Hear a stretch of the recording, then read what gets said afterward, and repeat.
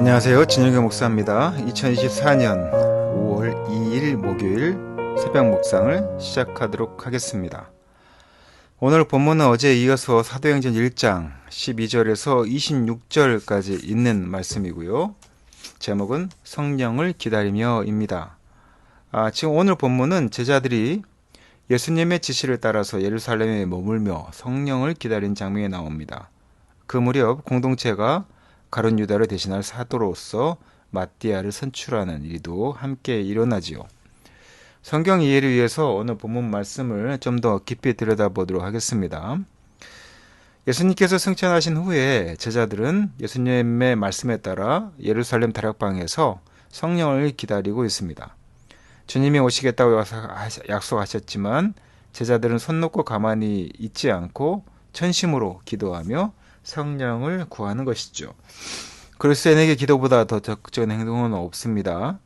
다락방에 모인 사람들은 사도들, 여제자들, 예수님의 가족들, 그리고 나머지 신도들을 합쳐서 120명쯤 되었다라고 성경은 기록하고 있습니다.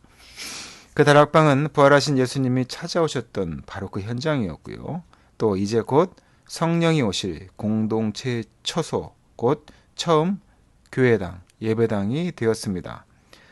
그 무렵 베드로가 시편 말씀, 시편 69편 25절, 또 109편 8절 말씀을 묵상하다가 하나님의 뜻을 깨닫고 유다의 직분을 대신 맡아, 가룟 유다의 직분을 대신 맡아 부활의 증인이 될 사람을 뽑자고 제안하게 됩니다. 모인 사람들이 자결을 갖춘 두 사람을 후보로 앞에 세웠고요. 그리고 함께 기도한 후에 당시 선출 문화인 제비를 뽑게 되죠. 그리고 이에 마띠아가 뽑혀서 가룟 유다를 대신해 사도의 직분을 맡게 되는 그런 변화가 이루어집니다. 오늘 본문 말씀이 우리들에게 주는 교훈이 무엇이 있을까요? 선교라고 하는 것은 우리가 어떤 성경적인 지식이나 어떤 지식을 전달하는 단순한 행동이 아닙니다. 사실 우리가 말과 행동으로 예수님의 부활을 증명하는 일이 바로 선교인 것이죠. 그래서 기도 없이는 감당할 수 없는 것이고요. 성령의 도움 없이는 감동을 줄 수 없는 것이 바로 선교인 것입니다. 우리 사랑하는 제2교 성도들은 오늘 집을 나서기 전에 어떠한 것을 가장 먼저 하셨나요?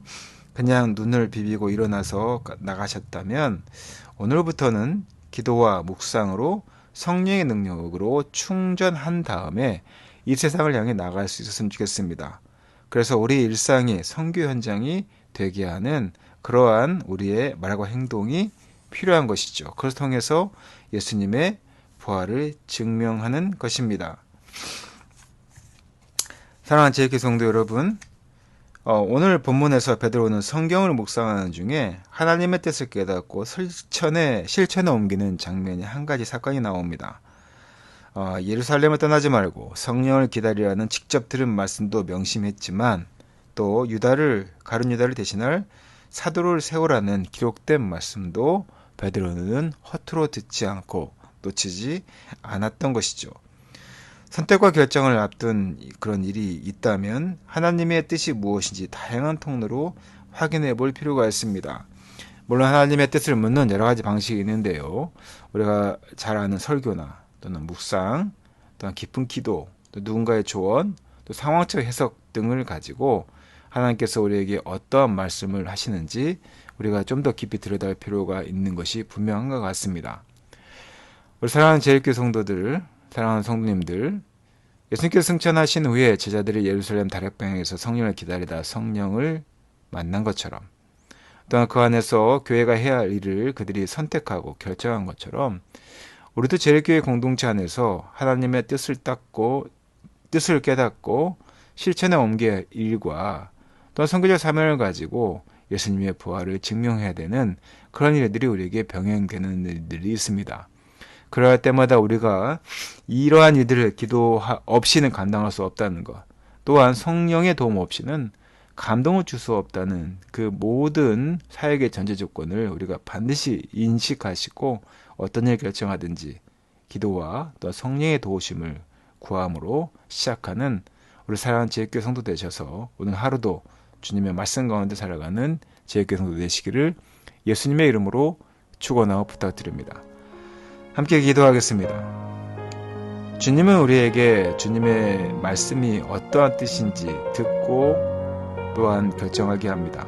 하나님 뜻이 무엇인지 우리가 궁금할 때마다 다양한 통로, 즉 설교 말씀과 또한 아침에 주신 묵상과 또한 개인의 기도 시간과 또한 신앙의 선배의 조언과 우리 상황 가운데 주어진 것들을 잘 사용하여서 하나님 뜻을 묻고 분별하며 살아가는 우리 사랑하는 제육교 성도에게 주님 축복하여 주시옵소서.